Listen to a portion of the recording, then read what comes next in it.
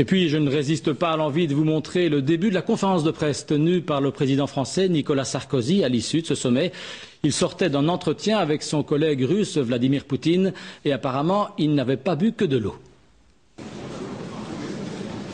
Mesdames et messieurs, je vous demande de bien vouloir excuser mon retard, qui est dû à la longueur du dialogue que je viens d'avoir avec M. Poutine.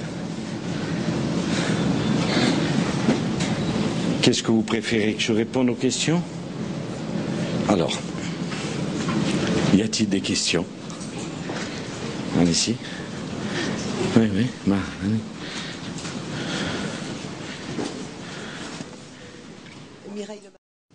C'était franc, puisque nous avons évoqué tous les sujets, la Tchétchénie, la journaliste,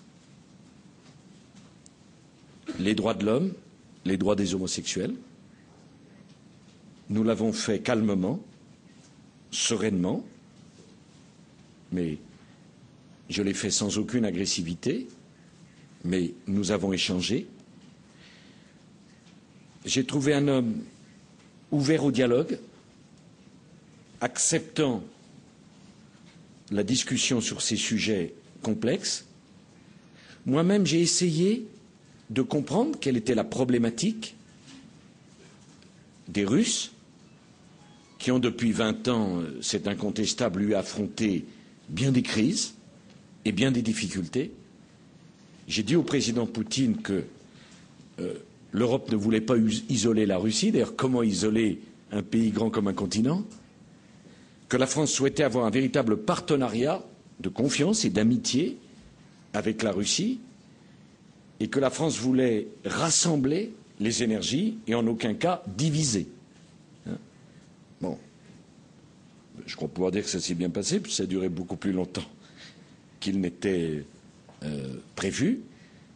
J'ai trouvé un homme très au fait de ses dossiers, très calme, très intelligent, et c'était très intéressant d'évoquer tout ceci. Il m'a expliqué en détail la proposition qu'il avait faite au président Bush quelques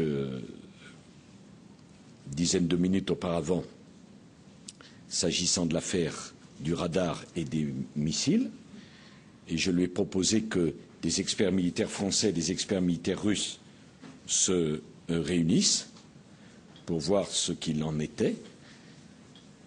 Bon, je dois vous dire que j'ai eu beaucoup de plaisir et d'intérêt à parler avec le président Poutine.